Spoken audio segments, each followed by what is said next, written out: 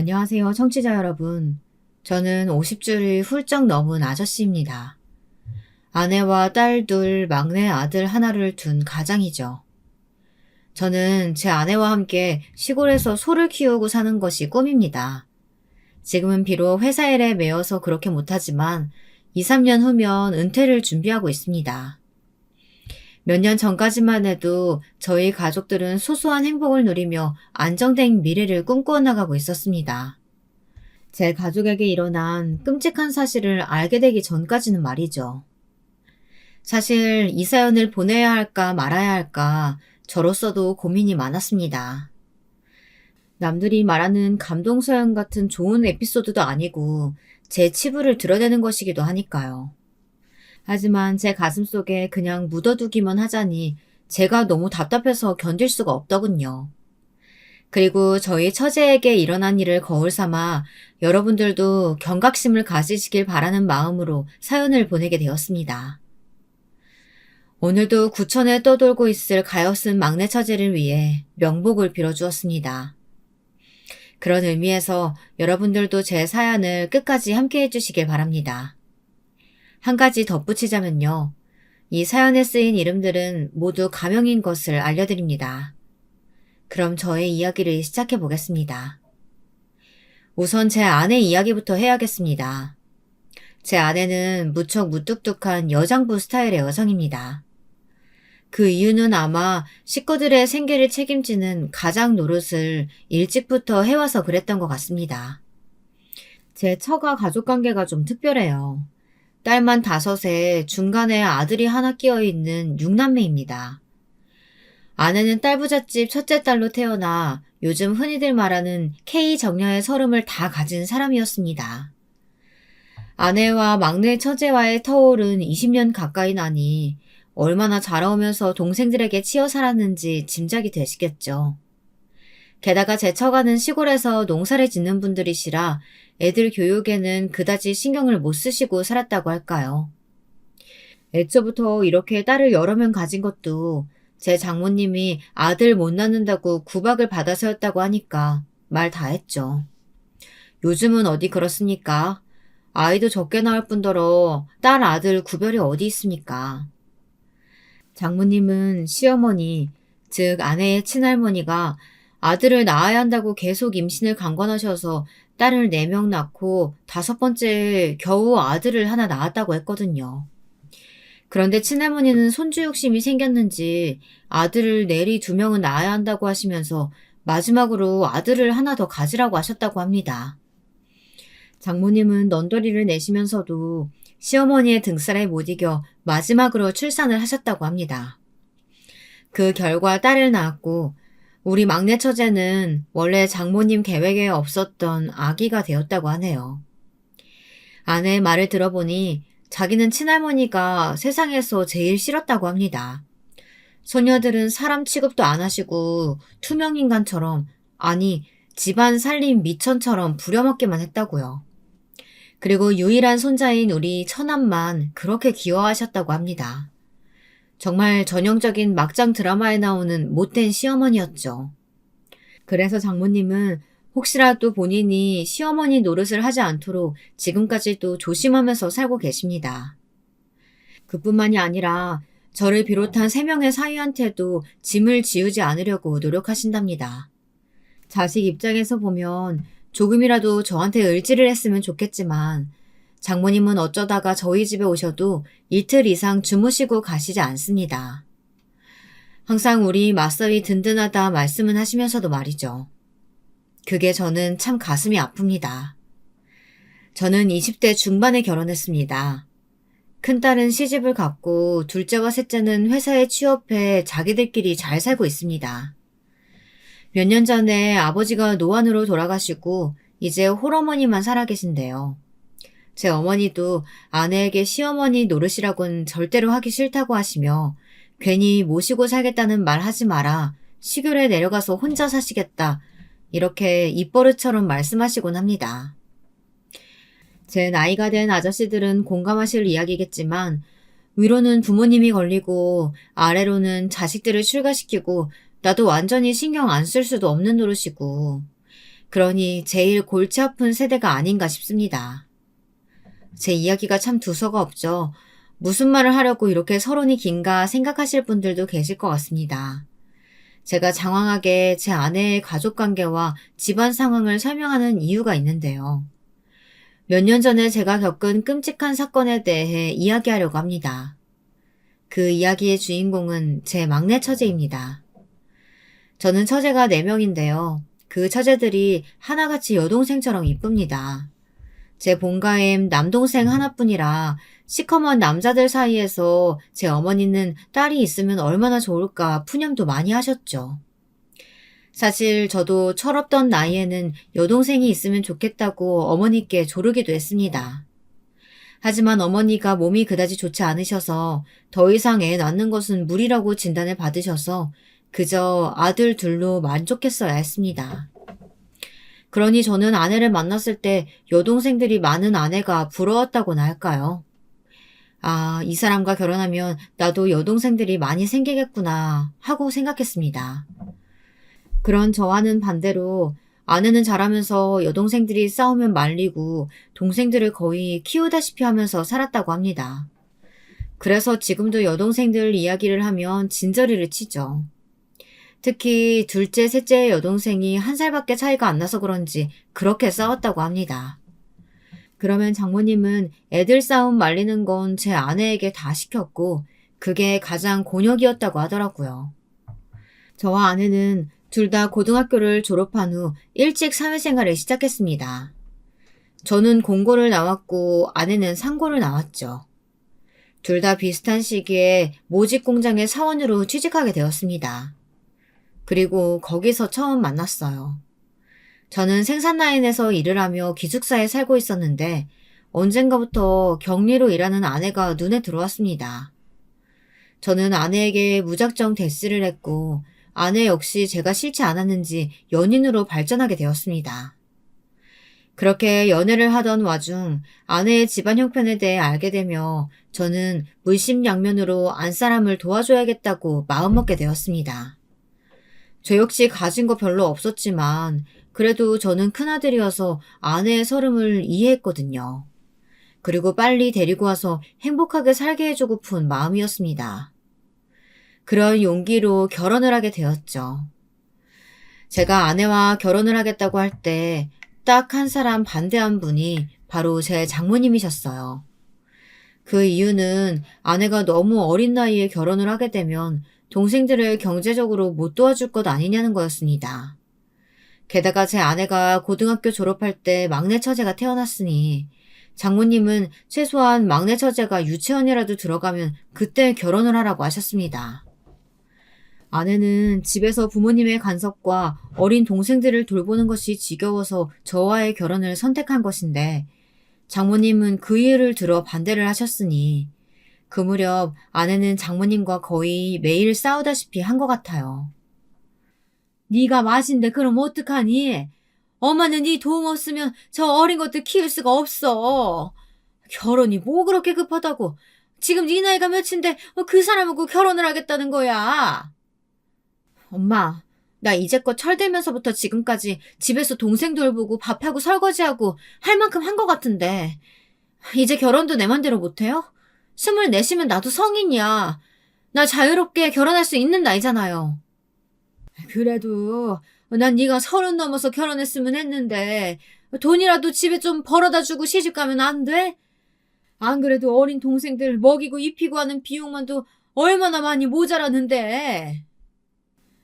아내는 이런 일들을 저에게 하나도 안 빼놓고 이야기했어요. 항상 그 끝은 장모님이 너무하다는 푸념이었습니다. 그래서 저는 상견례 전에 먼저 장모님을 조심스럽게 만났습니다. 안녕하세요, 어머니. 저는 주영이와 사귀고 있는 이연재라고 합니다. 그래, 내 딸한테 자네에 대한 말은 많이 들었어. 그런데 우리 딸이 자네가 어디가 좋아서 그런지 내년이라도 당장 결혼을 하겠다고 하는데 자네가 좀 말려줄 수는 없나? 난 우리 딸이 자네랑 사귀는 게 못마땅한 게 아니고 너무 일찍 결혼하는 것 같아서 그래. 사실 우리 형편에 주영이가 가져다주는 월급이 필요하거든. 저 애가 도와주지 않으면 많은 동생들 먹여 살리기도 힘들고 그래.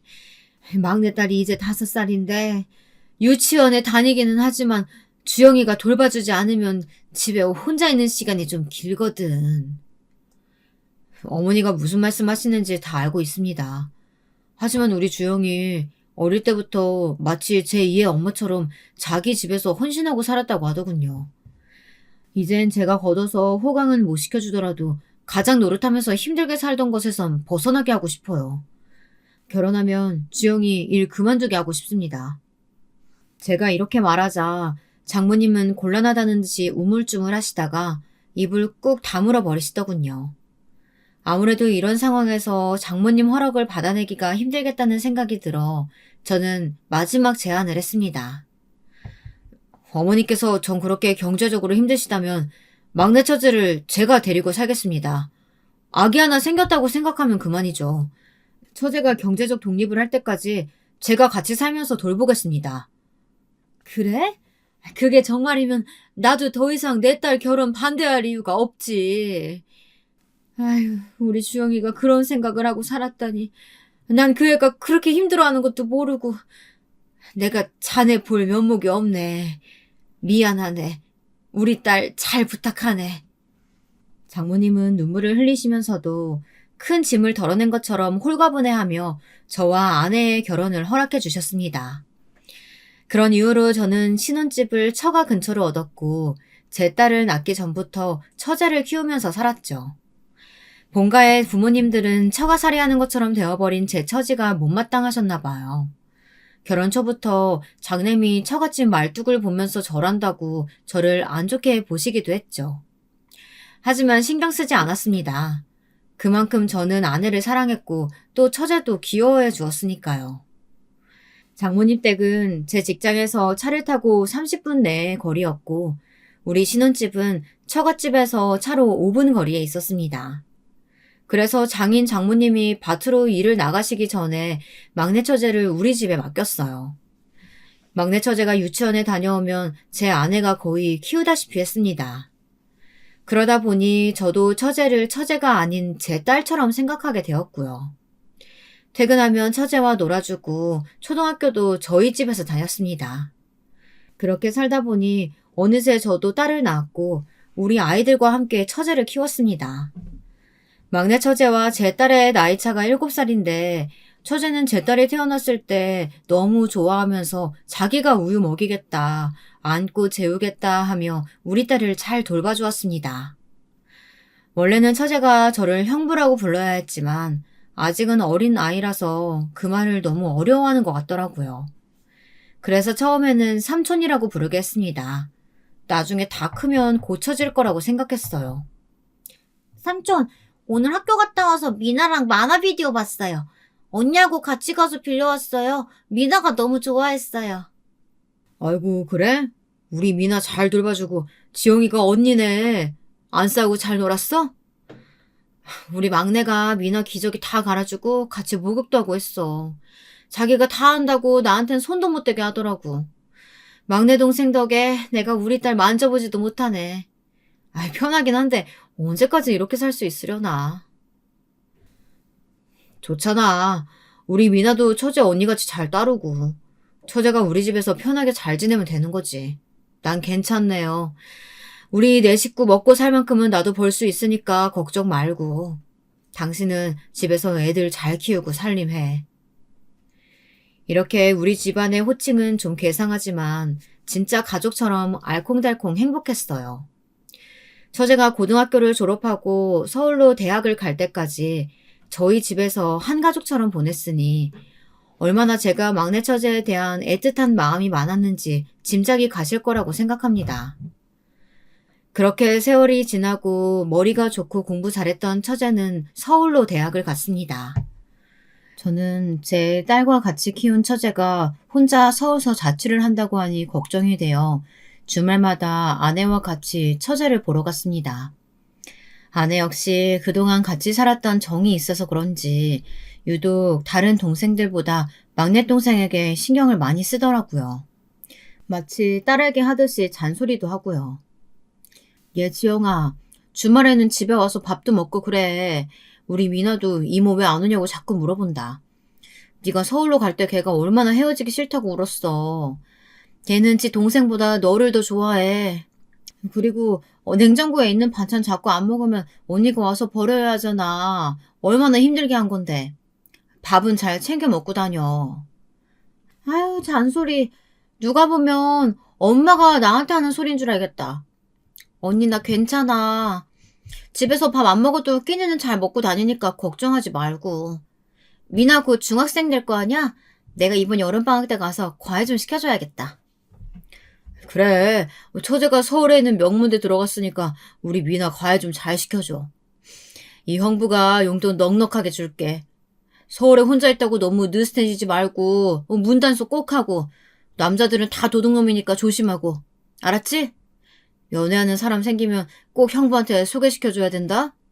내가 봐야 안심이 될 것 같으니까. 아버님이랑 형부들 외에는 남자들 집에 들이면 안 되는 거 알지? 아이고, 형부, 걱정하지 마세요. 저도 이제 성인이에요. 사리분별 할 줄 아는 나이라고요. 내 눈엔 아직도 7살 애기처럼 보이는 걸 어쩌나. 처제 결혼할 때 내가 울면 안 되는데 벌써 그 늑대 같은 놈 누굴까 걱정이다. 남자는 남자가 봐야 확실한 거니까 꼭 애인 생기면 소개시켜줘야 돼?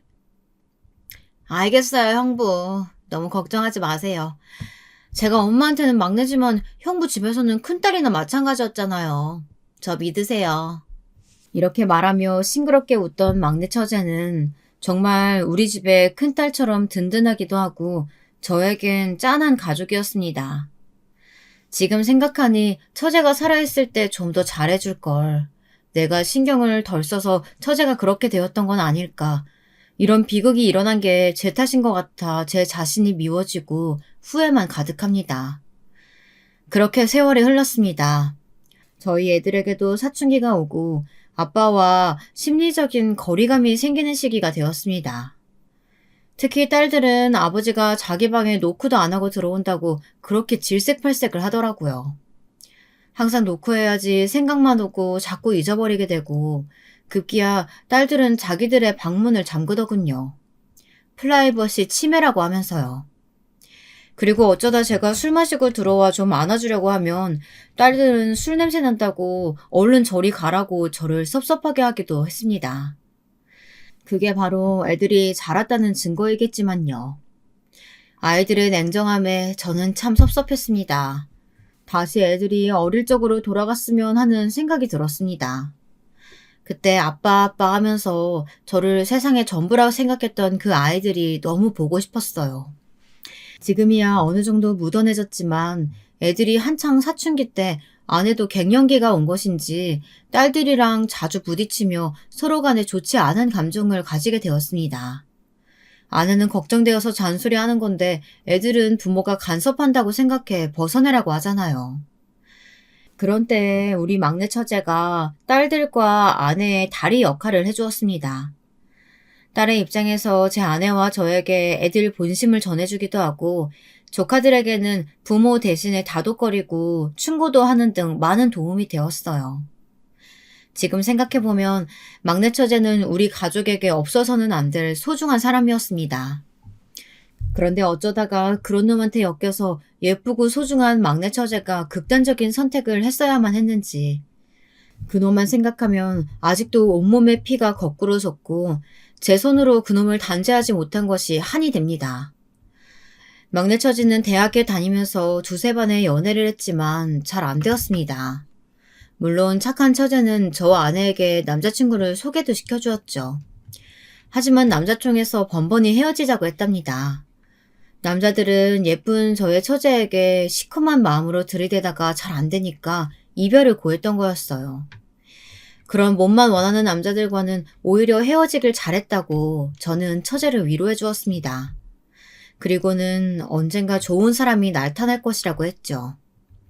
처제는 대학을 졸업하고 거의 바로 취업이 되었어요. 대기업에 24살의 신입사원으로 들어가 2년이 지나고 나니 어느 정도 적응도 했고 바쁘다고 하면서 점점 처제가 저희 집에 오는 일이 뜸해졌습니다. 저도 애들 건사하고 회사 다니는 게 바빠서 처제와 간간히 카톡으로만 연락하고 별일 없으면 됐다고 애써 좋게 생각하고 있었습니다. 그러던 어느 날 처제가 할 말이 있다면서 저에게 전화를 했더라고요. 형부, 저 지영이에요. 이번 주 토요일에 시간 되세요? 집에 오게? 오랜만에 처제 오니까 우리 삼겹살 구워 먹을까? 내가 언니한테 장 봐놓으라고 할게. 저는 여느 때처럼 일상적으로 전화를 받았고 오랜만에 전화한 처제가 반가워 같이 저녁이나 먹자고 했습니다. 그랬더니 처제가 조금 뜸을 들이다가 조심스럽게 이야기를 꺼내는 것이었어요. 그건 아니고요. 제가 소개시켜줄 남자가 있어서 그래요. 그러니까 밖에서 만나요. 그 사람이 정식으로 상견례를 하자길래 그 전에 잠깐 형부한테 보여드리고 싶어서 그래요. 어? 처제 남자친구 생겼어? 아, 그래. 내가 어떤 놈인지 보고 판단해줘야겠네. 알았어. 그럼 언니랑 같이 밖에서 만나. 내가 레스토랑 예약할게. 형부 감사해요. 그럼 토요일 12시에 뵈어요. 저는 그날 퇴근하고 집에 들어가자마자 아내에게 이 소식을 알렸습니다. 아내는 반색하면서 물었습니다. 뭐가 그렇게 궁금한 게 많았는지 숨도 안 쉬고 연달아 질문을 해대더군요. 그래? 어떤 남자래? 우리 지영이 얼마나 눈이 높은가 내가 이번 주에 한번 봐야겠네. 어디서 어떻게 만났대? 아직 나도 몰라. 당신은 벌써 그런 게 궁금해? 난 아직 우리 막내 처제 결혼시킬 거 생각하면 눈물 날 것 같은데. 26인데 뭘 벌써 시집을 가려고 해. 우리 결혼한 나이는 생각 안 해? 나 24세 당신한테 시집 왔어. 늦기는 뭐가 늦어. 그리고 뭐 모를 때 시집 가야 돼. 나이만 먹고 닳고 다르면 조건만 따지고 결혼 못 할 수도 있어. 그리고 지영이가 당장 결혼한다고 하지도 않았잖아. 뭘 혼자 앞서가. 아내는 이런 말을 하며 저에게 별 걱정을 다 한다고 핀잔을 주었습니다. 그런 건가? 내가 정말 쓸데없는 걱정을 하고 있는 건가? 이렇게 생각하니 저 역시 쓴웃음이 났습니다. 이러다가 제 딸이 결혼한다고 할 땐 얼마나 오버를 하려고 하는지, 그런 아버지는 되지 말아야지 하는 그런 다짐을 했던 기억이 납니다. 토요일이 되어 저는 아내와 함께 막내 처제의 그 남자친구라는 사람을 만나러 나갔습니다. 그놈의 첫인상은 아주 멀끔한 훈남이었어요. 게다가 말하는 것도 거칠지 않고 아주 깍듯했습니다. 그때는 아무도 그놈이 그렇게 나쁜 짓을 할 놈인지는 꿈에도 몰랐습니다. 아내는 벌써 처제의 남자친구에게 호감을 보이며 질문이 아주 끊이지가 않더군요. 하지만 저는 쉽게 마음을 주고 싶지가 않았습니다. 어쩐지 음침해 보이는 눈매가 싫었거든요. 처제는 남자친구를 바라보는 눈에서 꿀이 뚝뚝 떨어지는 것 같았습니다. 이미 그놈에게 푹 빠져있는 것이 제 눈에도 보였죠. 그놈은 거리낌 없이 저에게 웃으며 악수를 청해왔습니다. 처음 뵙겠습니다. 안녕하세요. 지영이 남자친구 진훈이라고 합니다. 우리 지영이를 어릴 때부터 키워주신 형부시라고요. 만나서 반갑네. 내가 초면에 반말해도 괜찮겠나? 우리 처제랑 사귀는 사람이라며? 우리 처제 어디가 좋은가? 네. 지영이가 조신하고 조용한 것이 그게 마음에 들어서 사귀게 되었습니다. 요즘 세상에 26가지 처녀라는 게 참 바른 생활을 한 여자라는 생각이 들더라고요. 당신도 참 처음부터 그런 질문하면 당황하잖아. 우리 지영이랑 어떻게 만났어요? 사내 커플인가? 응, 언니. 이 사람이 먼저 사귀자고 했어. 그리고 한 사람이 한 가지씩 물어봐. 이 사람 긴장하잖아요, 형부. 겉으로 보기엔 아주 멀쩡한 사람이었기에 처제의 남자친구를 반대할 명분이 없었습니다. 저만 쎄한 기분이 들었는진 모르겠지만 저희 장모님과 장인어른도 별다른 반대 없이 상견례를 마쳤고요. 그런데 단 한 가지, 남친의 부모님이 안 계시다는 것이 좀 마음에 걸렸습니다. 어렸을 때 돌아가셨다고 했고 친척들 손에서 컸다고 하는 게 계속 가슴 한구석에 돌처럼 박혀있는 것이었습니다. 그래서 가끔씩 어둡게 보이나 싶었습니다. 그리고 제가 보기엔 처제의 남자친구와 처제의 관계가 좀 수상해 보이는 것도 무시할 수 없었습니다. 예를 들면 이런 상황이에요. 결혼하기 전에 처제와 그 남자친구와 함께 가족 여행을 다녀온 적이 있었는데요. 처음에는 남자친구도 좋다고 하더군요. 자기는 부모님이 일찍 돌아가셔서 우리 집처럼 단란한 가족이 그리웠다고 하면서요. 초대해줘서 고맙다고 하는 것이었습니다.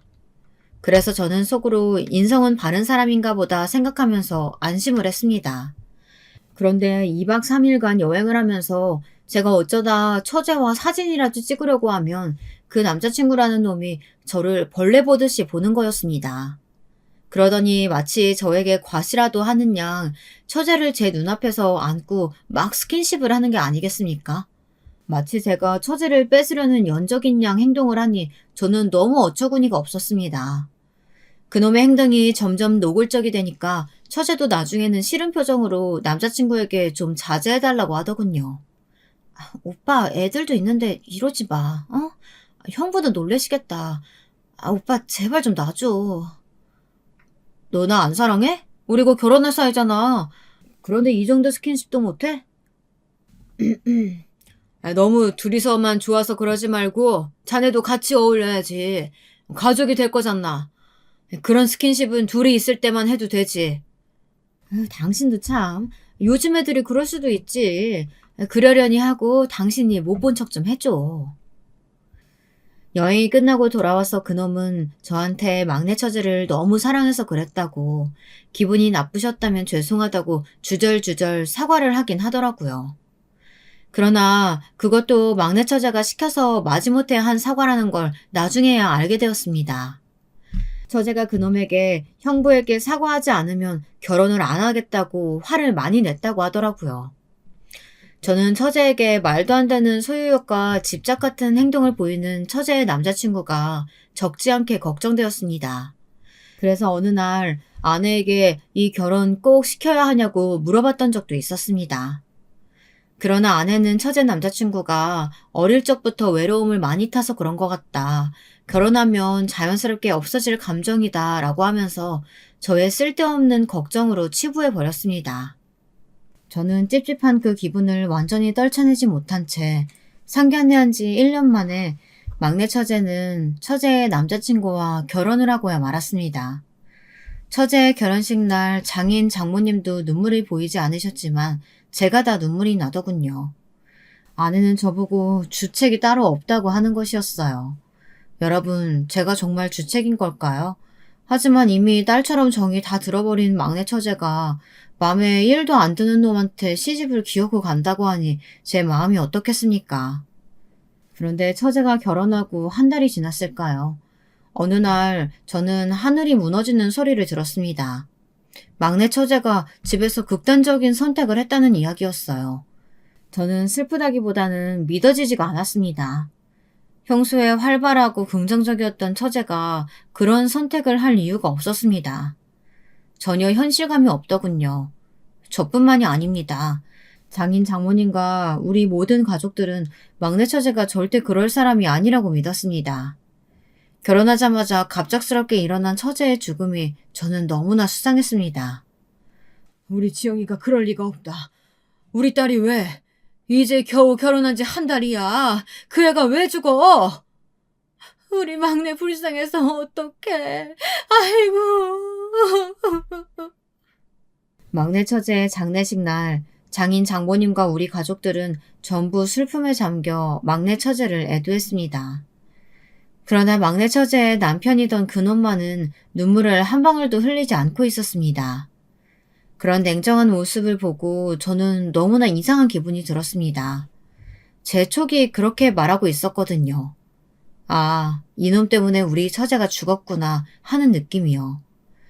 애초부터 마음에 들지 않았던 놈이었으니까요. 저는 그놈의 멱살을 잡고 소리쳤습니다. 자네는 슬프지도 않아? 어떻게 우리 처제를 데려가 놓고 이런 선택을 하도록 모를 수가 있어? 아니, 난 몰랐다고 생각하지 않아. 네 놈이 어떻게 했길래 우리 처제가 죽어? 이거 놓으시죠. 지영이가 마음이 약했던 것을 어떡합니까? 우울증이었다고요. 저는 아무 잘못 없습니다. 이런 취급 받을 이유도 없어요. 저도 아내를 잃은 피해자란 말입니다. 그놈은 침착한 표정으로 제 손을 뿌리치고 담담하게 말하는 것이었습니다. 그렇게 결혼 전에 저에게 질투를 할 정도로 처제에게 소유욕을 드러내던 모습이 절대 아니었습니다. 저는 곧 때리기라도 할 듯이 그놈의 멱살을 다시 잡으며 소리쳤습니다. 누가 봐도 피해자처럼 보이질 않잖아. 이번 일 나 그대로 넘어갈 수 없어. 너의 그 가증스러운 가면 내가 낱낱이 벗겨줄 테니까. 그놈의 음침한 속내를 아직 알아차리지 못한 다른 가족들은 왜 그러냐 저보고 흥분을 가라앉히고 참으라고 말했습니다. 그러나 저는 알 수 있었습니다. 이놈의 속내엔 분명 다른 의도가 있을 거라고 생각했습니다. 처제의 전 남편은 장례식이 끝나자마자 연락도 끊고 자취를 감춰버리더군요. 가만히 보면 볼수록 처제의 죽음에 전 남편이랑 놈이 가장 큰 원인일 거라고밖에 생각할 수가 없었어요. 생각해보세요. 그렇게 사랑해서 결혼했으면서 아내가 죽었는데 담담한 것 하며 그래도 아직 사망신고도 안 되어 있는데 그렇게 아내의 가족들과 무자르듯이 연이 끊어진다고요? 저는 솔직히 상식적으로 이해를 할 수가 없었습니다. 저의 의심은 점점 확신으로 변해갔습니다. 그날부터 저는 복수를 결심했습니다. 억울하게 죽은 막내 처제를 위해서 제가 할 수 있는 일들은 다 하기로 마음먹었어요. 겉으로는 일상에 돌아간 척하고 아내와 다른 가족들에게도 제가 그놈을 의심하는 것을 말하지 않았습니다. 산 사람은 살아야지 하며 슬프지만 가장으로서 위로를 할 수밖에 없었습니다. 그러나 저는 속으로 피눈물을 흘리고 있었어요. 그러던 와중 아내가 장례식이 끝나고 처제가 살던 집에 유품을 정리하러 가야겠다고 하더군요. 처제가 살던 아파트는 제가 얻어준 곳이었고 계약 기간은 2년이나 남아있었기 때문에 그놈은 그 집을 아직 떠나지 않고 있었나 봅니다. 저는 황급히 아내를 말렸습니다. 내가 내일이라도 가서 다 가지고 올 테니까 당신은 그냥 있어. 왜? 그 집에 가면 안 되는 이유라도 있는 거야? 당신 뭐 숨기는 거 있지? 아니야. 당신이 처제 유품 보고 슬퍼서 청승맞게 또 울까봐 그래. 내가 가서 알아볼 것도 있으니까 당신은 애들하고 집에 있어. 저는 아침 일찍 처제의 집 앞에 잠복해 있다 그놈이 집을 나서는 것을 확인하고 몰래 그 집으로 들어갔습니다. 처제가 예전에 가르쳐준 비밀번호가 다행히도 그대로였어요. 그놈은 제가 집으로 들어올 곳이라고는 생각도 안 했던 모양이었습니다. 저는 집 안에 들어서자마자 뭔가 수상한 것이 없는지 살펴보기 시작했어요. 그런데 저의 눈에 띄인 것은 방마다 한 개씩 달려있는 CCTV였습니다. 안방에도 거실에도 집안 곳곳에 마치 관찰 카메라처럼 달려있는 CCTV는 저를 경악하게 만들었습니다. 이게 도대체 어떻게 된 일이야? 아니, 누가 가정집에 그렇게 CCTV를 많이 달고 삽니까? 수상한 기운에 저는 눈이 확 돌아서 집안 곳곳을 뒤지기 시작했습니다. 얼마 되지 않아 책상 서랍 한 구석에서 USB를 하나 발견했습니다. 그 안에는 경악할 만한 내용이 담겨 있었어요. 그건 바로 수갑에 채워진 채 놈에게 괴롭힘을 당하고 있는 막내 처제의 모습이 담긴 동영상들이었습니다. 그 동영상을 보는 순간 저는 이성을 잃었습니다. 계속해서 넘겨보니 그 악마 같은 놈은 출근할 때는 처제를 수갑을 채워 묶어놓고 퇴근한 이후에 풀어주고 일거수일투족 감시를 하며 집안일을 하게 했습니다. 장을 보거나 필요한 물품들도 그놈이 사왔고 처제는 덜덜 떨면서 그놈이 시키는 대로 해왔던 거였습니다. 저는 분노에 차서 당장 그놈을 잡으러 쫓아갈까 하다가 마음을 고쳐먹고 이 집안에서 끝장을 보기로 했습니다. 그놈이 돌아오면 제 손으로 잡아 경찰에 넘겨버리겠다고 결심을 했어요. 그동안 집안을 샅샅이 더 뒤져보니 안방 침대 밑에서 꾸깃꾸깃 뭉쳐진 종이 하나가 나오더군요. 저는 두근거리는 심장을 꾹 누르고 진정하려고 애쓰며 그 종이를 펼쳤습니다. 그것은 놀랍게도 처제가 남긴 유서였어요. 그 내용은 더욱 경악할 만한 것이더군요. 사랑하는 가족들, 이 글을 본다면 제 남편을 신고해주세요. 저는 감금당하고 있어요. 남편은 남편이 아니었습니다. 지옥의 악마입니다. 꼭 제 대신 복수를 해주세요. 부탁합니다. 그 글씨들은 급하게 휘갈겨 쓴 티가 났습니다. 평소에 단정했던 처제의 글씨체가 아니었어요. 그 미친 남편놈에게 들키지 않기 위해 조마조마해가면서 그 글을 썼을 처제를 생각하니 속에서부터 분노가 차올라 눈에는 눈물이 줄줄 흘렀습니다. 조금 더 빨리 알았다면, 얼른 그놈과 우리 막내 처제를 분리했더라면, 그랬으면 처제가 극단적인 선택까지 가진 않았을 텐데 말입니다. 그러다가 차라리 다행이라고 생각이 들었습니다. 오늘 제가 이 집에 오지 않았다면 그 동영상 증거와 처제의 유서를 제가 발견하지 못하고 그놈이 먼저 발견했다면, 그래서 그 미친놈이 이 소중한 증거를 인멸하기라도 했다면 처제의 억울한 죽음은 어떤 보상도 받지 못했을 거 아니겠습니까? 저는 집 밖으로 나와 이웃집 사람들을 찾아다니며 결혼한 후 한 달간의 전남편 놈의 행적을 조사했습니다. 저 집에 살던 신혼부부에 대해서 아시는 거 있으실까요? 최근에 일어난 일이라던가요. 신혼부부요? 아니, 금시초문인데요? 그 집에 남자 혼자 살고 있는 거 아니었어요? 맨날 어딘가로 출퇴근하는 것만 봤는데. 에이, 신혼부부였으면 여자가 집 밖에 나왔겠죠. 그런 낌새는 없는 것 같던데요.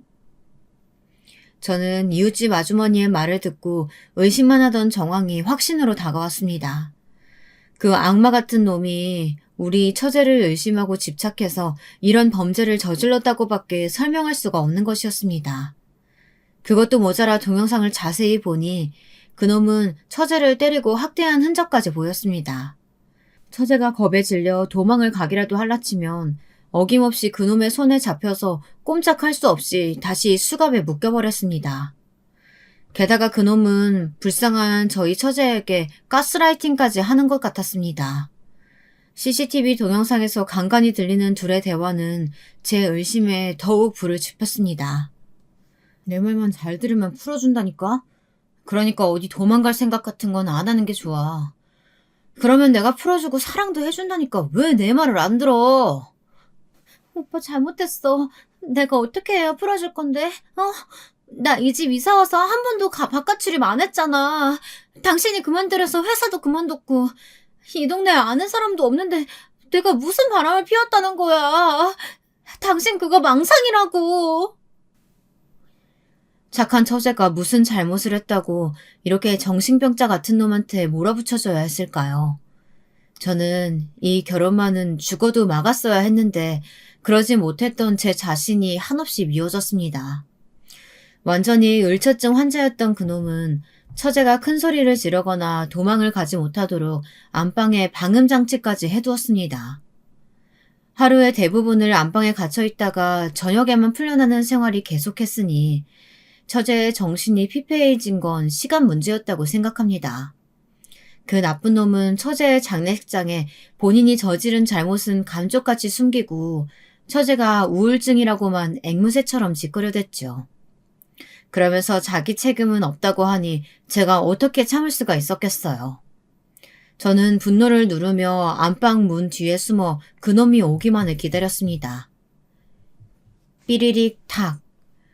현관문 열리는 소리가 나더니 놈이 들어온 모양이었습니다. 저는 그놈이 안방에 들어오려고 문을 연 순간 번개같이 멱살을 잡아 그놈을 우선 몇 대에 주워 패줬습니다. 불시에 습격을 당한 처제의 전남편은 엉망진창인 얼굴로 정신없이 저를 바라보았습니다. 그리곤 멍청하게 입을 열더군요. 당신이 어떻게 여기에? 내가 도저히 믿을 수가 없어서 네 놈을 응징하러 왔다. 네가 숨겨둔 우리 처제 학대 증거, 유서 내가 다 찾았어. 그러면 그렇지. 내가 네 놈 처음 봤을 때부터 쎄한 기분이 들었던 게 마음에 안 들었거든? 그 손에 들린 거 어떻게 찾았지? 이리 내놔 얼른! 내놓지 못해? 그 못된 악마놈은 제가 가지고 있는 USB를 보더니 미친 듯이 그걸 뺏으려고 소리를 지르며 달려들었습니다. 그러나 저는 절대 뺏기지 않으려고 그놈과 엎치락 뒤치락 나뒹굴며 싸움을 했습니다. 우리 처제의 억울함을 밝힐 소중한 증거를 쉽게 뺏길 수는 없지 않겠습니까? 마침내 처제의 전남편을 제압한 저는 안방 바닥에 그놈을 깔고 앉아 정신을 잃을 때까지 패주었습니다. 그리고 그놈이 우리 처제를 묶을 때 썼던 수갑도 가져다가 침대 기둥에 똑같이 수갑을 채운 채로 그 집을 나왔습니다. 눈에는 눈, 이에는 이라는 말처럼 처제의 복수를 똑같은 방법으로 돌려주니 조금 속이 시원해지더군요. 거기 경찰서죠? 제 처제를 학대해서 죽음으로 몰고 간 천하의 몹쓸 놈을 고발합니다. 지금 상황이 어떻게 되시나요? 신고자분 전화 끊지 마시고 알려주세요. 저는 처제의 집 주소를 알려주었고 경찰들은 처제의 집에 출동해서 기절한 채 침대 기둥에 묶여있던 그 몹쓸 전 남편을 잡아 끌고 갔습니다. 저는 경찰서에 직접 찾아가 전 남편 놈이 처제를 어떻게 학대해서 죽게 했는지 자세하게 진술했습니다. 제가 가지고 있던 증거들도 다 내놓았어요. 제 진술을 듣던 경찰관은 제가 치근해 보였는지 조심스럽게 이렇게 말했습니다. 저 선생님, 점잖은 분이 왜 그러셨어요? 처제의 복수를 하고 싶은 마음은 이해합니다. 하지만 다음에는 그냥 경찰에 신고를 해주세요. 폭행도 엄연한 잘못입니다. 네, 압니다. 저도 잘못 저지른 거 알아요. 하지만 이렇게라도 처제를 죽게 한 그놈에게 복수하지 않고서는 제가 견딜 수가 없었습니다. 저는 비겁하게 도망갈 생각 없습니다. 하늘에 있는 처제에게 부끄럽지 않으니까요. 진술을 다 마친 저는 눈물을 흘리며 경찰서 유치장에 갇혀 있었습니다. 그놈은 제가 갖고 있던 빼도 박도 못할 USB 증거가 뻔히 있는데도 억울하다면서 자기는 그저 처제가 말을 안 듣는 버릇을 고쳐준 거라고 감방 안에서 소리를 빽빽 질렀습니다. 정말 뻔뻔스럽기가 그지없는 놈이죠. 경찰서 안에 있던 형사들이 나서서 소리 지르지 말라고 엄포를 놓아도 막무가내로 자기 주장을 하는 그놈의 면상에다 저는 침을 뱉어주었습니다. 그랬더니 그놈은 미친 듯이 소리를 지르면서 저에게 달려들었습니다. 하지만 곧 건장한 경찰관 2명이 그를 제지하였습니다. 당신 뭘 잘못했다고 여기서 큰 소리야? 다음에 또 이러면 수갑 채워놓을 거야? 아니야 박 형사, 그냥 채워놔. 자기 와이프 감금해서 수갑 채워놓는 나쁜 새끼는 그냥 수갑 채우는 게 약이다. 그놈은 화를 못 이기고 대들다 깜빵 안에서 수갑에 묶여 풀이 죽어 있었습니다. 그 비참한 인간 말종의 꼴을 보니 저는 속이 다 시원해졌습니다. 제가 경찰서 유치장에 갇혀있다는 소식을 듣고 놀라서 아내와 장인 장모님이 달려왔습니다. 무슨 일이냐고 황망해하며 울던 아내에게 저는 괜찮다고 걱정하지 말라고 했습니다. 여보, 내가 저 새끼 응징한 채로 감옥 간다면 나 기쁘게 벌 받을 거야. 우리 애들 잘 부탁해. 장모님, 장인어른, 저 인간 같지도 않은 놈 때문에 우리 처제가 죽었다고 생각하니까 참을 수가 없어서 그만. 죄송합니다. 심려를 끼쳐드렸네요. 여보, 무슨 소리를 그렇게 해. 아주 속이 시원하다. 내가 좋은 변호사 알아봐 줄 거야. 꼭 정삼찬짝 될 거니까 걱정하지 마. 아니야. 자네가 해주지 않았다면 나라도 나서서 저 때려 죽일 놈한테 복수했을 거야. 우리 불쌍한 막내를 어떻게, 저 극악한 놈이. 내가 힘만 좀만 더 있었어도 내가 직접 그놈을 응징했을 걸세. 저한테서 그동안의 자초지정을 다 들은 제 아내는 눈물을 보이면서도 저에게 몰래 엄지를 들어주었습니다. 장인 장모님 역시 경찰서에서는 말씀을 아끼셨지만 나중에 속이 다 시원하다고 하시더라고요. 제가 그놈을 때린 것은 절대 자랑스러울 일이 아니지만 아무것도 모르고 처제가 우울증이라고만 단정지었다면, 그래서 그놈을 잡지 못했었다면 우리 불쌍한 막내 처제는 한을 풀지도 못하고 그놈의 범죄는 만천하에 드러나지 않았겠죠. 그 생각만 해도 열불이 터지고 혈압이 오르려고 합니다. 우리 처제를 죽게 만든 그놈은 감금, 폭행, 학대 등등 모든 죄상이 드러나 중형을 선고받았습니다. 저도 재판을 받긴 했지만 저는 정당방위가 인정되어 징역을 살지 않고 집행유예로 풀려나게 되었습니다. 나중에 밝혀진 사실이지만 그놈은 전에 사귀던 여자들에게도 그런 정신병자 같은 짓을 하면서 감금, 폭행을 일삼았다고 합니다.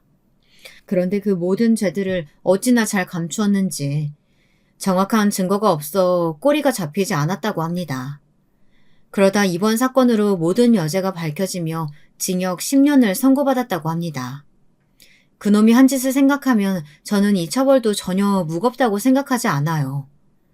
아마 이번에도 그 미친 남편놈은 이렇게 생각했겠죠. 자기는 절대 잡히지 않을 거라고.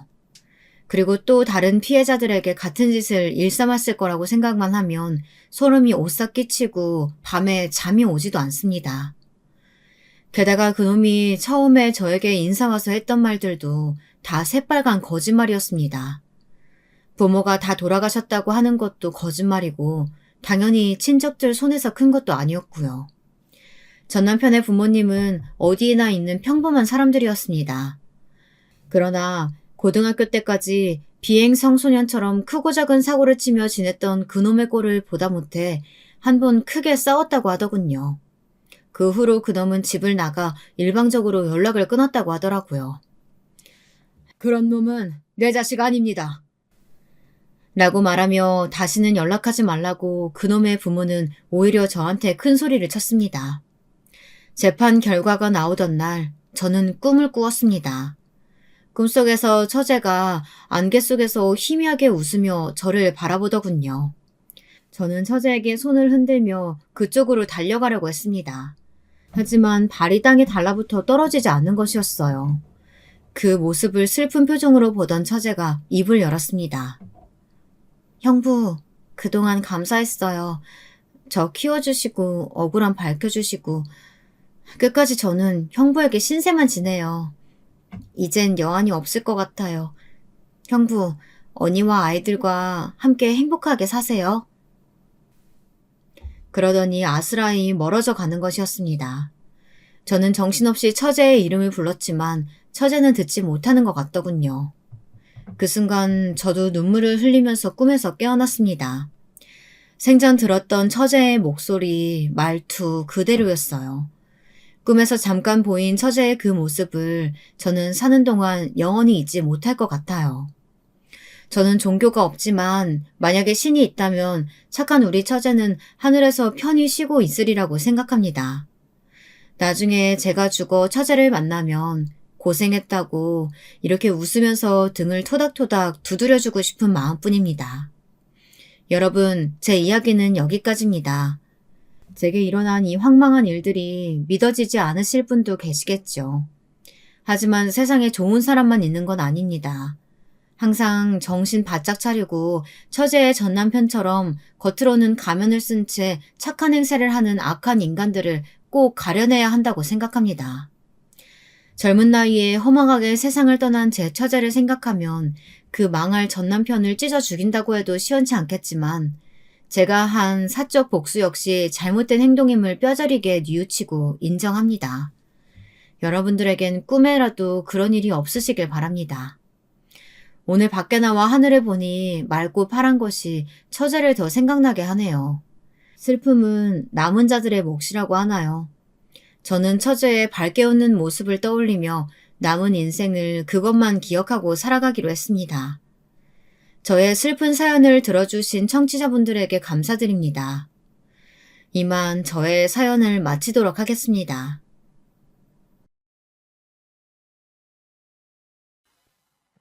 안녕하세요. 오늘도 사연 채널을 찾아주셔서 감사합니다. 우선 제 소개부터 해야 할 것 같은데요. 저는 슬하에 아들 자식 하나를 두고 있는 평범한 50대의 아줌마예요. 저는 평생을 남편 없이 식당에서 설거지하고 청소하며 아들을 키웠는데요. 애 아빠는 아들이 5살일 때 저희를 두고 하늘로 먼저 떠나가게 되었어요. 갑작스럽게 암 선고를 받고 미처 준비도 하지 못한 채 떠나간지라 남겨진 저도 너무 황망한 마음에 1년간은 제정신으로 살지 못했던 것 같네요. 허나 목구멍이 포도청인지라 엄마 하며 저를 찾는 자식을 보니 사람이 어떻게든 살게 되더라고요.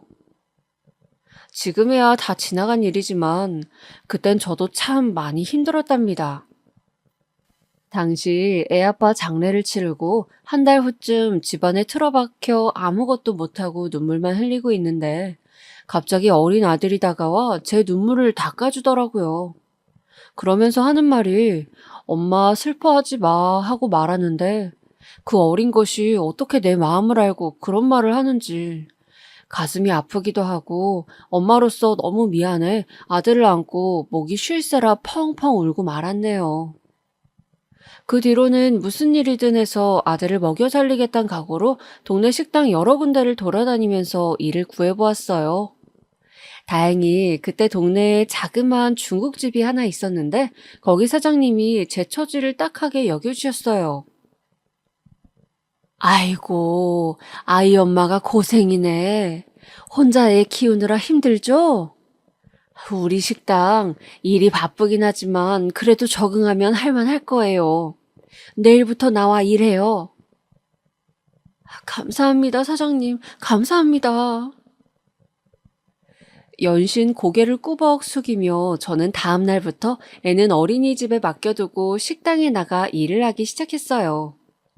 사실상 돈이 우선이었기 때문에 식당에서는 늦게까지 일해야 했어요. 허나 그 후엔 애를 맡길 데가 없어 어떻게 해야 하나 막막했죠. 그때 다행히 윗집 아줌마 아이가 저희 애랑 동갑이기도 하고 애가 착하다고 저희 집 애를 돌봐주신다고 하셨어요. 고맙습니다. 근데 제가 괜히 폐를 끼치는 건 아닌가 모르겠어요. 아니에요. 그런 말 말아요. 같은 동네 사는데 서로 돕고 살아야죠. 걱정 말아요. 내가 애 저녁밥도 해 먹일게요. 남편을 잃고 정말 혼자가 되었다는 생각에 외롭기도 하고 공허함도 컸는데 그렇게 주변 사람들의 도움을 받아 길러 나갈 수 있게 되었습니다. 지하 단칸방에 살아야 할 만큼 환경은 열악했지만 그때 사람들이 준 따뜻함이 커서 그런지 지금도 가끔 옛날에 살았던 동네가 그립기도 하고 흐릿하지만 그 동네 사람들의 얼굴이 기억이 나기도 해요. 허나 사람들의 도움이 있었다 한들 그래도 아이에겐 늘 엄마의 빈자리가 있었을 거예요. 엄마 언제 와? 엄마 보고 싶은데. 엄마 10시에 끝나는데 금방 갈게. 아줌마랑 조금만 놀고 있어. 아이의 풀죽은 목소리는 늘 목구멍에 가시처럼 걸리곤 했어요. 저라고 왜 아이 옆에 없고 싶겠어요. 허나 살아야 하니, 애 학교도 보내야 하니, 교육도 시켜야 하니, 어미로선 어쩔 수 없이 해야 하는 선택이었죠. 다행이었던 건 우리 애가 이해해 주었다는 거예요. 아들은 나이가 좀 들자 제가 늦게 들어오는 날엔 미리 설거지도 해놓고 자기가 알아서 밥도 차려 먹고 청소도 해놓는 둥 제 몸을 편하게 해주려 하더군요. 사춘기라 반항이라도 할까 걱정했는데 오히려 너무도 잘 자라주었어요. 제가 학원 하나 제대로 보내주지 못했는데도 성적은 늘 잘 받아와서 가끔 학부모 상담에 가면 우리 지훈이는 나무랄 데가 없는 아이예요. 선생님들에게 인사도 잘하고 공부도 정말 열심히 해요. 라는 말들을 듣곤 했답니다. 정말이었어요. 저는 우리 아들에게 공부하란 말을 한 적도 없었고 형편상 학원도 제대로 보내줄 수 없었어요. 그게 제 마음엔 늘 가슴에 멍으로 남았지만 한 번도 힘들단 내색이 없었던 그런 제 속 깊은 아들은 시간이 지나 당당히 명문대학교 합격 소식을 전했죠. 그리고 막상 그 소식을 들었을 땐 눈물이 앞을 가려 말을 잇지 못했죠. 근데 오히려 저보다도 주변에서 더 난리가 났다는 것 같아요. 어떻게 그 좋은 대학교를 한 번에 턱 붙었냐, 어디 학원을 다녔냐, 과외해 줄 수 있냐 하는 말들을 들으면선 어깨가 잠시 으쓱해졌지만 그것도 잠시 제가 아들에게 해준 게 별로 없다는 걸 스스로도 알았기에 이 애가 얼마나 혼자 아등바등 고생을 했을까 싶어 미안한 마음이 더 크게 자리했답니다. 그러고 보면 부모는 열을 주고도 하나를 주지 못해 아쉬워한다는 말이 맞는 것 같아요. 아들을 위해 하루 10시간씩 식당에서 일을 했지만 그러고도 전 그 하나만을 생각했으니까요.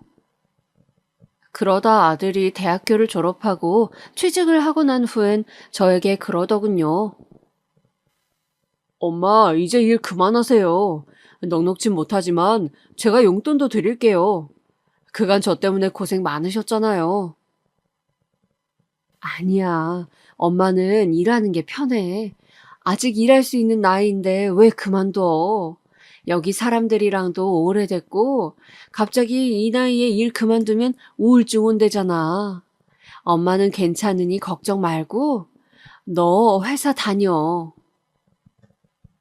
솔직히 아들이 명문대도 갔고 좋은 기업도 취직했지만 요즘 젊은 사람들 사실상 돈 모으기가 여간 어려운 게 아니잖아요. 서울 집값도 만만치 않고. 제가 마지막으로 아들을 위해 해줄 수 있는 게 있다면 바로 아들이 결혼할 때를 대비해 자금을 모아둔 통장을 건네주는 거였어요. 그 통장만 건네주고 나면 그걸로 제가 할 수 있는 일은 끝나는 것 같았어요. 그래서 저는 더더욱 일을 그만두면 안 된다고 생각했고, 당시 허리 수술을 한지라 거동이 불편하긴 했지만 계속해서 식당 일을 하게 됐어요. 그러던 중 별다를 거 없을 거라 생각했던 제 인생에도 하나의 굴곡이 생기고 말았는데요. 바로 제가 오래 일했던 식당 사장님께서 이제 그만 여기를 접고 고향으로 가신다는 거였어요. 가게가 잘 안 되기도 했고 적자만 계속 보니 그런 결정을 내리신 듯 했죠.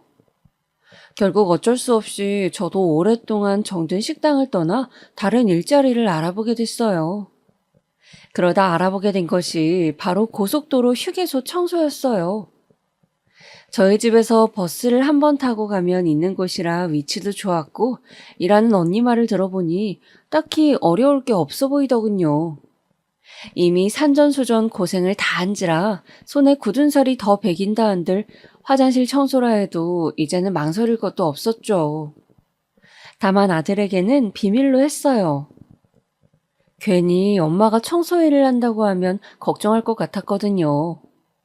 자랑스러운 엄마는 아닐지언정 짐덩어리 엄마가 되고 싶진 않아 그렇게 말없이 일을 시작했는데 일은 생각보다 고됐어요. 특히 같이 일하는 사람들이 좀 못된 사람들이 많았어요. 처음 온 사람들에게 일을 떠넘기려 하거나 변기 닦고 뚫는 청소 같은 걸 일부러 떠넘기는 경우도 있었어요.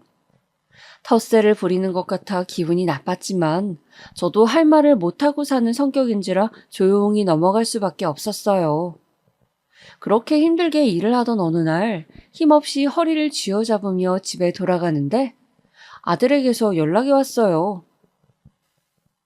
엄마, 나 엄마에게 보여주고 싶은 사람이 있는데 이번 주말에 시간 돼요? 보여주고 싶은 사람? 네, 사실 결혼하고 싶은 사람이에요. 결혼하고 싶은 사람이라고? 세상에, 그래, 잘 됐다. 알겠다. 엄마가 시간 낼게. 데리고 와. 아들이 차분한 목소리로 저에게 결혼하고 싶다는 사람이 있다고 말하는데 그만 심장이 덜컹했어요. 언제고 닥칠 일이라 생각하긴 했지만 막상 듣게 되니 가슴이 뛰더라고요. 저는 집에 들어가서 서둘러 장롱 속에 챙겨두었던 통장 잔액부터 확인했어요. 다행히 목표한 금액은 아니었지만 어느 정도 아들에게 줄 수 있는 정도는 되었어요. 새삼 다행스러운 마음이 들어 저는 그날 통장을 가슴에 꼭 쥐고 아들이 데려올 며느리는 어떨까, 어떤 사람일까 하는 생각을 하다가 기대에 부푼 마음으로 잠이 들었어요. 그리고 드디어 예비 며느리를 처음 보는 날, 저는 아침부터 안 바르던 로션도 바르고 며느리에게 대접할 과일상도 차려놓고 두 사람을 기다렸습니다. 초인종 소리가 들리면서 문이 열렸죠. 그런데 저는 며느리의 얼굴을 본 순간 그만 표정을 굳히고 말았어요. 바로 그 며느리는 저와 5년 전 인연이 있었던 사람이었기 때문입니다. 도저히 잊을래야 잊을 수 없는 여자였으니까요. 제가 그 아이를 만난 건 바로 일하던 식당에서였어요. 그날도 정신없이 일을 하고 있었는데 갑자기 어떤 젊은 여자가 앙칼진 목소리로 저를 부르더라고요. 아줌마, 여기 머리카락 빠졌는데요. 아이씨, 진짜 밥맛 떨어져. 아니, 식당에서 위생관리를 어떻게 했길래 머리카락이 나오는 거예요. 죄송합니다. 일단 음식 바꿔드릴게요. 당시 제가 일하던 식당에선 머리카락이 나오는 일이 거의 없었어요. 근데 머리카락을 보니 일단 바꿔드리고 사과부터 드려야겠다 싶어 몇 번이고 고개를 숙였지만 젊은 여자는 계속 소리를 질러대더라고요. 정신적 피해 보상을 입었으니 그것까지 보상하라느니 하면서 식당 사장님까지 불러 고개 숙이게 만들었어요. 결국 그날 그 여자는 먹은 음식값의 10배를 받고 나서야 흐뭇한 얼굴로 돌아갔어요. 사장님도 분해하시는 게 느껴졌지만 이 일은 그럭저럭 어찌저찌 넘어가졌어요. 허나 한 달 후 다시 그 여자 손님을 보게 되었어요. 향수 냄새를 잔뜩 풍기며 자기 친구들과 함께 자리에 앉더니 여지없이 음식을 주문했어요. 곧바로 얼굴을 알아본 저와 사장님은 이번엔 특히 더 조심하며 음식을 갖다 주었죠. 그런데 여자가 또 저희를 부르는 겁니다. 저기요, 아줌마. 일로 좀 와보세요. 무슨 일이세요? 국물이 너무 짜지 않아요? 한번 드셔보세요. 아니, 무슨 국물이 이래? 소금을 들이부었어요? 죄송하지만 맛은 똑같은데요, 손님. 이번엔 웬걸 국물이 짜다는 이야기였어요. 저번엔 잘도 먹던 국물이 뭐가 잘못됐단 건지 국물 맛은 똑같았어요. 하지만 사장님이 그렇게 말하자 그 여잔 기다렸다는 듯 길길이 날뛰기 시작했어요. 아니, 그럼 제 말이 틀렸다는 거예요? 지금 여기 있는 제 친구들 5명이나 되는 사람들이 국물이 소금탕 같다고 하잖아요. 저희 이런 저질스러운 음식 못 먹어요. 당장 환불해주세요. 그 여잔 오늘이 자기 친구 생일인데 이런 곳에서 입맛 버렸다며 느닷없이 환불을 요구했고 이번엔 사장님도 단단히 화가 나셨는지 그러지 못하겠다고 못을 박아두었어요. 그러자 젊은 여자는 갑자기 국물이 담긴 그릇을 바닥에 엎더니 깽판을 치기 시작하더라고요. 보다 못한 옆에 있는 손님들이 고만하라며 말려 사태가 중단되긴 했지만 그 손님 때문에 저나 사장님이나 하루 종일 기분이 엉망이었어요. 아무리 사람 장사라고 한다 한들 이런 일을 당하고 나면 기운이 빠지는 건 당연했죠. 조용히 음식을 먹다 간 적도 있었지만 그 여잔 그날 이후 무슨 앙심을 품기라도 작정한 건지 잊을만 하면 저희 가게에 나타나 난리를 치고 가곤 했어요. 그런데 그 젊은 여자가 며느리로 나타난 이 여자라니 며느리는 저를 알아보지 못한 듯 태연하게 인사를 건네었지만 저는 눈을 마주치지 못하고 그냥 얼떨떨한 표정으로 인사를 받았어요. 과일을 먹는 동안에도 무슨 말을 해야 할지 모르겠더라고요. 예비 며느리는 아랑곳 않고 계속 제잘거렸어요. 어머님, 이 사람에게 말씀 많이 들었어요. 혼자 이 사람 키우면서 고생을 많이 하셨다고 들었어요. 정말 대단하세요. 존경스러워요. 아, 그래요. 저번 주에 저희 어머니 아버지도 만나 같이 식사했는데 이 사람을 무척 마음에 들어 하세요. 상견례 진행하고 싶다는데 언제가 괜찮으세요? 들어보니 예비 며느리와 아들은 무려 4년을 만나온 사이라고 했어요. 아들이 내색하지 않아 몰랐지만 꽤나 오랜 시간을 만나온 사이였다고. 더군다나 아들이 이번에 새로 시작한 사업도 예비 며느리 집안에서 도와주고 있다고 하더라고요. 입고 온 옷을 보니 예비 며느리 집안이 꽤나 부자인 건 틀림없었어요. 거기다 예비 사돈 측에서 강남의 40평대 아파트를 신혼집으로 구해준다고 하고요. 인성은 개차반이지만 조건은 무척 괜찮은 아이였어요. 아들은 옆에서 꿀 떨어지는 시선으로 예비 며느리를 바라보고 있었고요. 저는 그런 아들의 얼굴을 보다 마음이 심란해져 그 이후부턴 며느리의 말에 집중이 되지 않았어요. 엄마 괜찮으세요? 표정이 좋지 않으세요. 아까 먹은 게 체했나? 아니다. 그냥 몸이 피곤해서 그래. 엄마, 우리 미희 어때요? 되게 예쁘죠? 얼마나 착한지 몰라요. 저랑 유기견 봉사활동도 몇 년째 다니고 있어요. 그러니? 네, 엄마는 어땠어요? 나중에 며느리가 가고 난 후 아들이 잠깐 집에 들려 제게 며느리의 인상이 어땠냐며 묻는데 저는 솔직하게 말하지 못하고 그저 괜찮다는 말로 얼버무리고 말았어요. 지금 생각해보면 그때 다 말했어야 하는데 제 어리석음이 이를 더 키우는 꼴이 되고 말았죠. 그렇게 상견례가 진행되는 날까지 저는 말을 하지 못하다가 두 사람이 결혼식장에 들어가게 된 날 행복하게 웃고 있는 아들의 얼굴을 멀거니 바라보았네요. 그리고 며느리의 횡포는 결혼 후 시작되었네요. 신혼여행 갔다 와서 저에게 식사도 대접할 겸 아들네를 다시 한번 만났는데요. 며느리가 레스토랑에서 음식을 먹다 대뜸 코를 쥐었다며 이러는 겁니다. 어디서 똥 냄새 나지 않아? 이게 대체 무슨 냄새야? 아휴, 냄새. 냄새? 나는 안 나는데. 어머니는 안 나세요? 그때 며느리가 코를 쥐어잡으며 저를 보는데 순간 제 얼굴이 화끈 달아올랐어요. 저도 모르게 제 옷에서 냄새가 나나 해서 옷 쪽으로 코를 가까이 하게 되더군요. 그러더니 아들이 잠깐 계산을 하러 갔을 때 한숨을 폭 쉬더니 어머니, 이런 곳 오실 거면 적어도 씻고 오셨어야죠. 그냥 오시면 어떡해요? 하고 눈치를 주더군요. 들었어요. 청소 일하신다고요. 여기 제 단골 식당이란 말이에요. 사장님이 저를 뭐라고 생각하시겠어요? 아휴, 앞으로 저희 만나러 나올 땐 다른 건 몰라도 꼭 씻고 나오세요. 그러면서 아들이 없는 동안 며느리는 제 옷을 위아래로 훑으며 사사건건 시비를 걸기 시작했어요. 저에게 처음 인사를 하러 왔을 때와 다르게 180도로 변한 며느리의 모습에 저는 5년 전 그 모습이 겹치기 시작하면서 식탁 아래에 쥐고 있던 주먹이 절로 떨렸어요. 제가 도대체 뭘 잘못한 건지. 집에 있는 옷 입고 나왔다고 이런 말을 들어야 한다니 너무 모욕감이 들어 뭐라 대꾸할 말도 찾지 못하고 그냥 집으로 돌아와 버렸어요. 아들은 왜 저런 여자가 좋다고 하는 건지, 도대체 어디에 홀린 건지 너무 속이 상해 엉엉 울고 말았습니다. 허나 저는 이 일을 아들에게 알릴 수가 없었어요. 바로 며느리의 말 때문이었죠. 어머님, 설마 지훈 씨에게 다른 말 하시는 거 아니죠?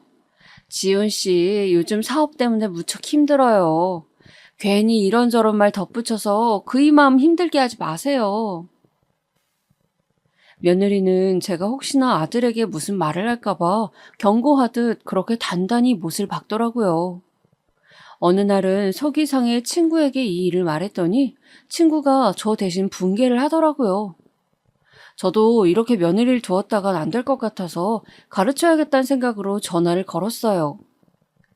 집 앞 커피숍에서 기다리고 있으니 약속 시간이 한참 지나 명품으로 휘감은 며느리가 왜 이 추운 날 여기까지 먼 걸음하게 만들었냐고 투덜거리며 들어오더군요. 바로 입술이 꼭 깨물어졌지만 저는 차분히 앉아 대화를 시작했어요. 며느리가 저에게 했던 말이나 지적했던 행동들을 하나하나 말하면서 그건 어른에겐 해선 안 되는 행동이라 일러주었죠. 근데 며느리가 그 말을 조용히 듣고 있더니 비웃음을 지으며 이러더군요. 그리고 저는 그 말에 그만 경악을 금치 못했네요. 어머님, 혹시 5년 전 식당에서 있었던 일 때문에 저에게 아직 원한이 있거나 한 건 아니죠? 그때 저 정말 국물이 짰어요. 그래서 그런 건데 지금 혹시 그 일로 앙심 품고 이런 되도 않는 훈계하시는 거예요? 너 날 기억하고 있었니? 아무렴요. 어머님 얼굴 잊기가 어디 쉬운가요? 아무튼 그 일로 그러시는 거라면 그러지 마세요. 그리고 이런 말까진 안 드리려 했는데 사실 저희 집에서 지훈 씨 도와주지 않았으면 지훈 씨 이 정도로 성공도 하지 못했어요. 잊으실까 봐 말씀드리는 거예요. 저 회사 다니느라 바쁜 사람이에요. 요즘 저희 아빠 회사에서 경영 수업 받느라 바쁘거든요. 그러니 이런 일로 불러내셔서 훈계하시는 거 하지 마세요. 불쾌해요. 그리고 며느리는 자기가 먹은 음료값도 내지 않은 채 쌩하니 사라졌습니다. 어머니가 불러냈으니 이건 어머니가 사세요 하면서 말이에요. 정말 기도 차지 않았어요. 설마 기억을 하고 있을 줄은 꿈에도 생각지 못했죠. 그날 이후 저는 불면증을 앓기 시작했어요. 잠에 들려 해도 도저히 잠이 오지 않았어요. 눈을 감으면 절 조소하던 며느리의 얼굴이 떠올랐고 맑게 웃고 있는 어린 아들의 모습이 번갈아 스쳐 지나갔어요. 주변에선 저를 답답하다고들 하는데 도통 제가 여기서 어떻게 행동해야 맞는 건지 결정을 내릴 수가 없었어요. 그러다 저는 이대로는 안 되겠다 하여 며느리를 다시 불러내게 되었어요. 이번엔 또 무슨 일로 불러내신 거예요? 어머니, 혹시 저 또 훈계하시려고요? 이제 지겹지도 않으세요? 내 말부터 들어라. 아무리 세상이 바뀌었다 한들 어른한텐 지켜야 할 예의라는 게 있어. 근데 넌 선을 넘어도 한참 넘는구나. 내 아들이 없을 때 대놓고 나를 모욕하고 수치스럽게 하고 그게 며느리가 되어서 할 수 있는 행동이니? 이건 지나쳐도 너무 지나친 것 같지 않아? 어머님, 그러면 냄새 나는 걸 냄새 난다 하지 뭐라 하나요? 어머니한테 하수구 냄새 난다고요. 이런 말씀 안 드리려 했는데 저 그날 역해서 토 나올 뻔했어요. 그리고요, 말 나온 김에 한마디 좀 더 할게요.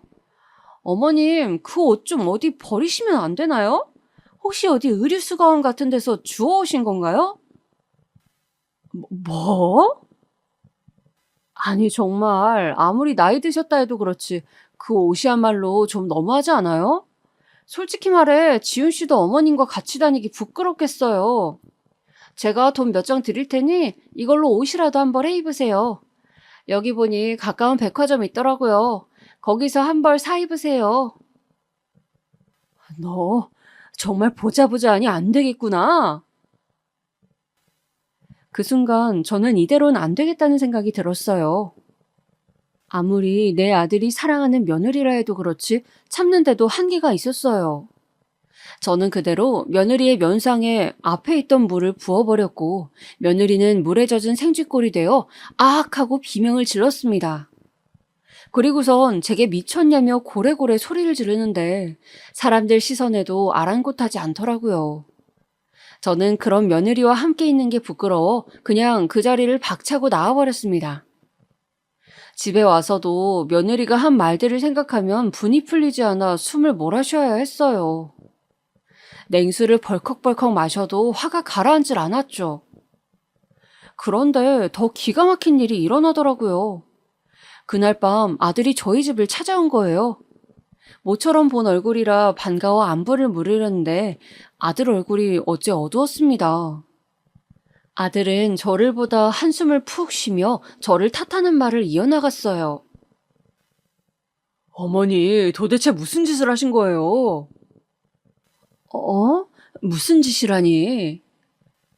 아니, 왜 제 와이프에게 물을 뿌리셨냐고요? 그게 말이다. 다 사정이 있었다. 걔가 글쎄. 어머니, 이유가 뭐가 됐든 듣고 싶지 않네요. 솔직히 저도 엄마한테 이번 일로 너무 큰 실망을 해서요. 미희가 그러는데 엄마가 심지어 욕하고 막말까지 했다면서요? 얼굴만 곱상하면 뭐하냐고 내 아들 이용해 먹지 말라고요. 어떻게 그런 말씀을 하실 수가 있어요? 걔가 내가 그런 말을 했다고 그러디?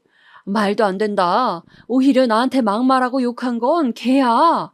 나한테 하수구 냄새 난다고 씻고 나오라고 했다니까? 아휴, 엄마, 저는 모르겠네요. 더 이상 이 일에 끼어들고 싶지도 않고 가뜩이나 사업 때문에 머리도 아픈데 엄마까지 꼭 이래야겠어요?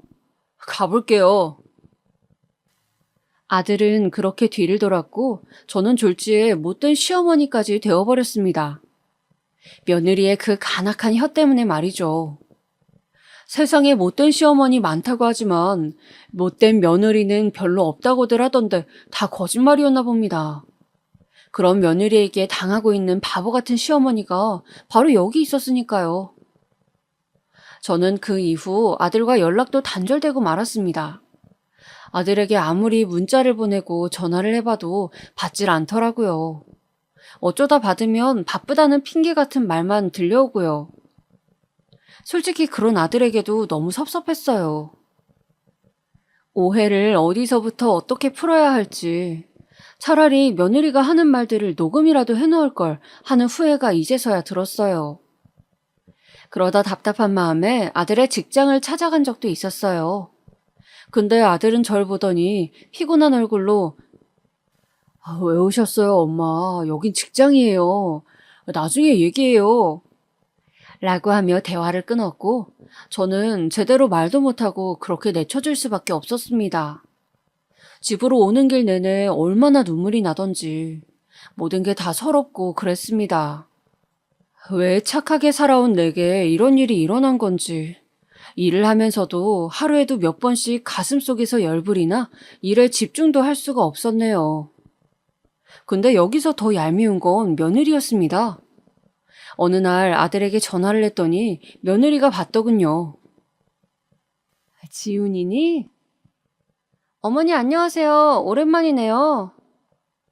너, 지훈이 바꿔라. 너랑은 말하고 싶지 않으니? 어머니 그게 무슨 말씀이세요? 어머니 아직도 제가 밉거나 싫으신 건 아니시죠? 뭐? 저 어머님한테 이쁨 받으려고 얼마나 노력하는데요. 요번 달 어머님 생신이시잖아요. 저랑 지훈 씨랑 어머님 찾아뵈러 갈게요. 어머님께 드릴 선물도 있고요. 됐다. 찾아오지 말아라. 네 얼굴은 보고 싶지 않아. 보고 싶지 않다뇨. 꼭 갈게요, 어머님. 그날 뵈어요. 며느리는 무섭게도 그날 구태여 오겠다고 저에게 날짜까지 못을 박았고 저는 오지 않아도 된다 재차 말했지만 그런 요구마저 묵살당했어요.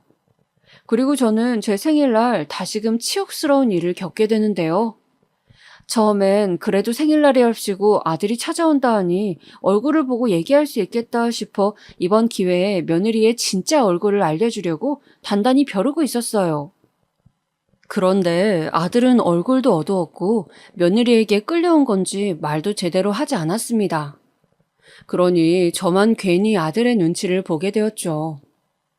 며느리는 이런 분위기를 모른 척하며 방긋방긋 웃었고 오자마자 제게 팔짱을 끼며 외식하러 가자고 졸라댔어요. 난 집에서 먹는 게 편하다. 그냥 외식은 다음에 하자꾸나. 너희들 피곤할 테니 가라. 얼굴 봤으니 됐다. 에이, 어머님, 그래도 이대로 가는 법이 어디 있어요. 저희가 여기까지 왔는데 이러실 거예요? 요 앞에 맛있는 갈비집 있대요. 저희가 대접할게요. 며느리는 콧소리까지 내며 저를 바짝 끌어당겼고 그쯤 되자 저는 며느리가 좀 무서워지기까지 했습니다.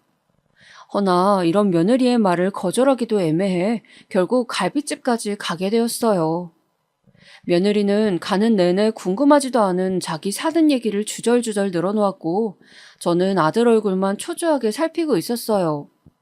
뭐 때문인진 모르겠지만 아들의 얼굴은 피곤함으로 잔뜩 젖어 있었어요.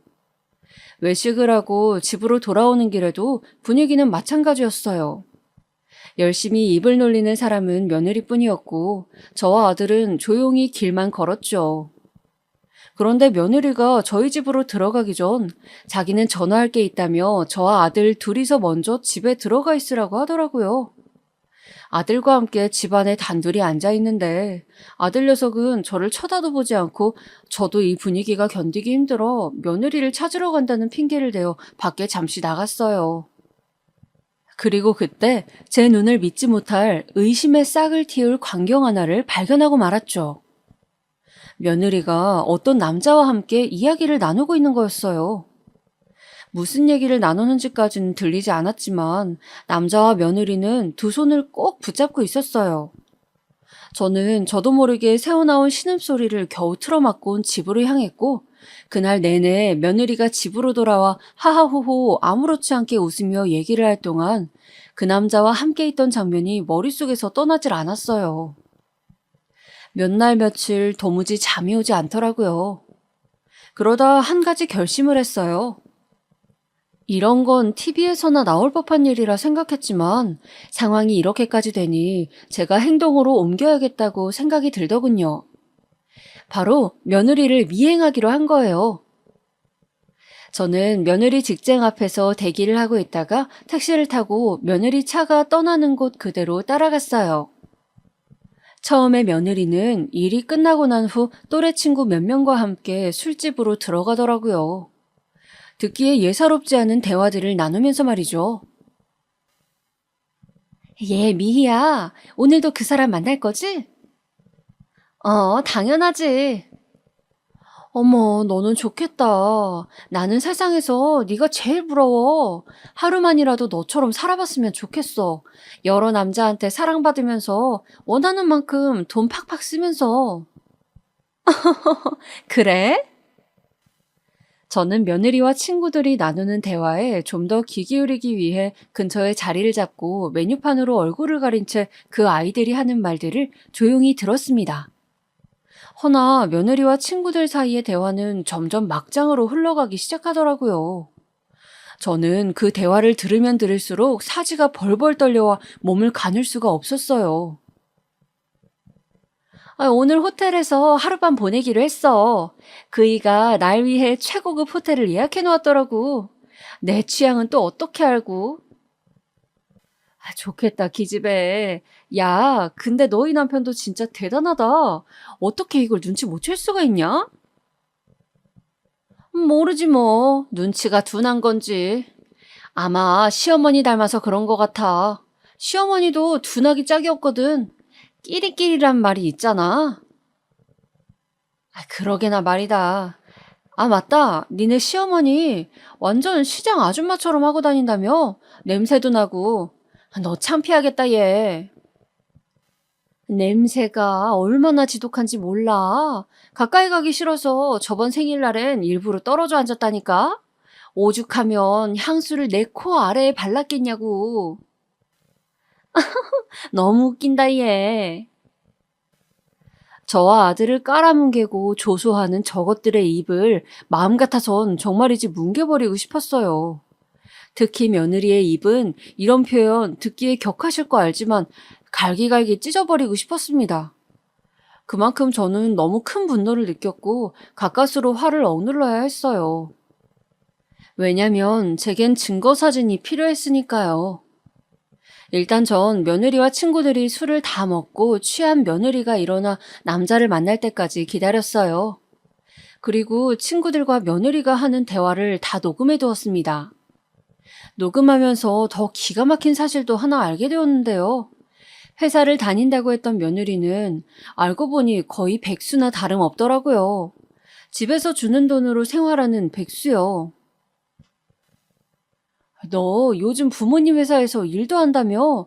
평생 백수로 살겠다더니 웬일이야? 일은 무슨. 오늘도 하루 종일 인터넷으로 쇼핑만 했는데.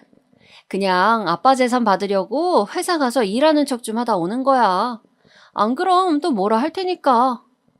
난 지금처럼 그냥 쇼핑하는 삶이 편하고 적성에 딱 맞아. 돈을 뭐하러 버니? 남편이 버는데. 네, 며느리가 저에게 했던 말은 모두 거짓말이었어요.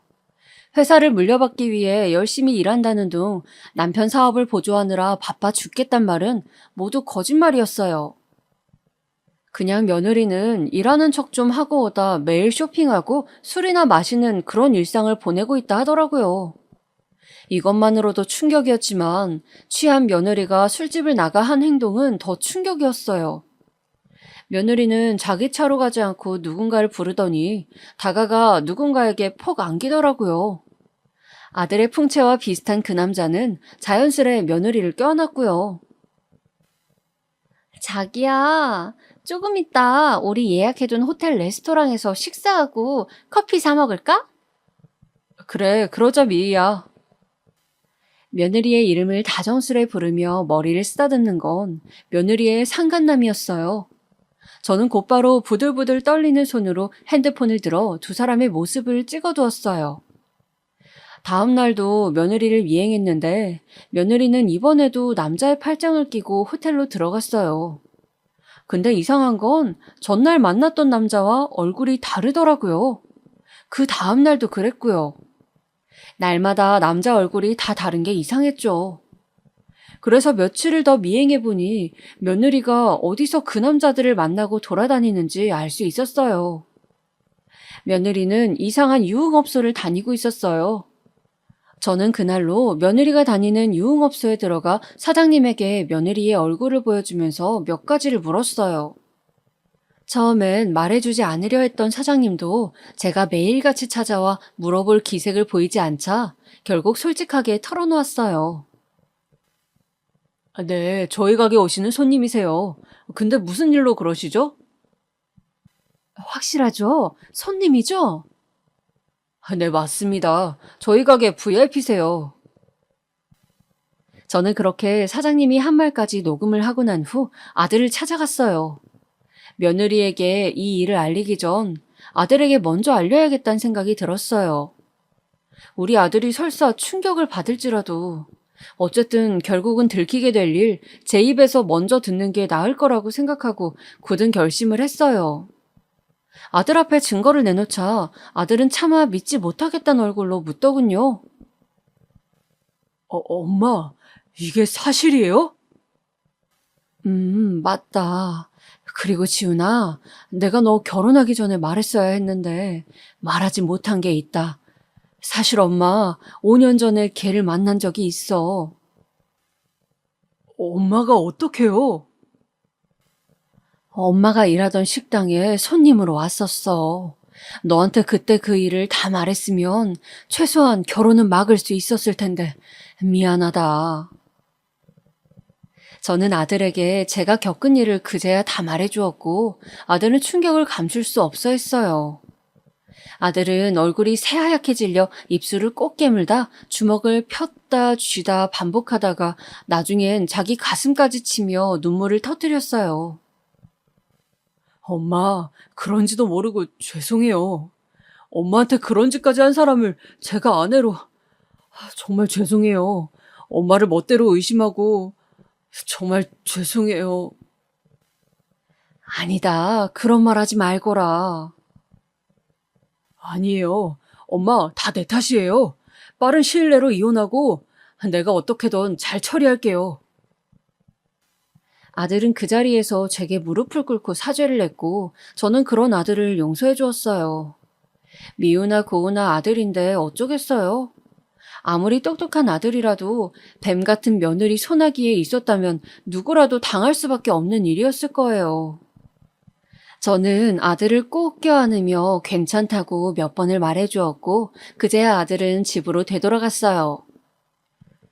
그 이후 아들은 이 일을 가만히 넘어갈 수는 없다고 느꼈는지 흥신소를 찾아 며느리의 불륜행각 자료들을 확보해 이혼 소송에 돌입했어요.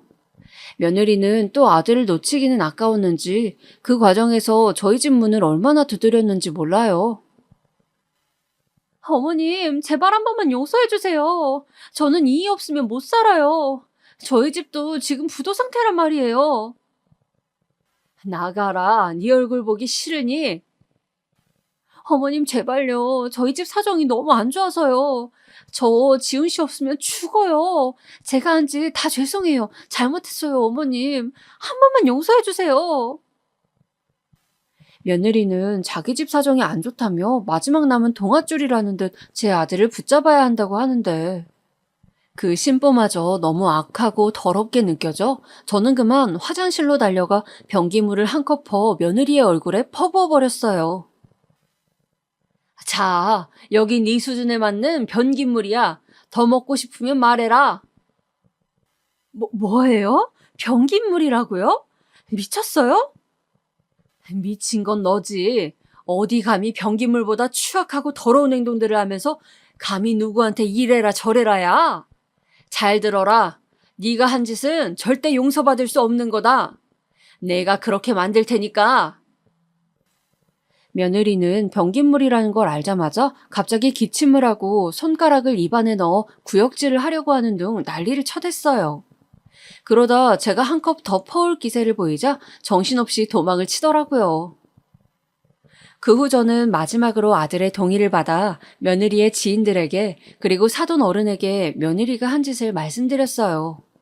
그러자 사돈 어른은 저에게 고개를 푹 떨구시며 면목이 없습니다. 자식을 잘못 키운 제 죄입니다 하더니 제 앞에서 며느리 뺨까지 때리시더라고요. 아들은 이혼 소송을 잘 처리하고 지금은 혼자 지내고 있어요. 저희 집 근처에 집을 구해 제 집도 이사시켜주고 저도 간간히 보러 오고 있어요.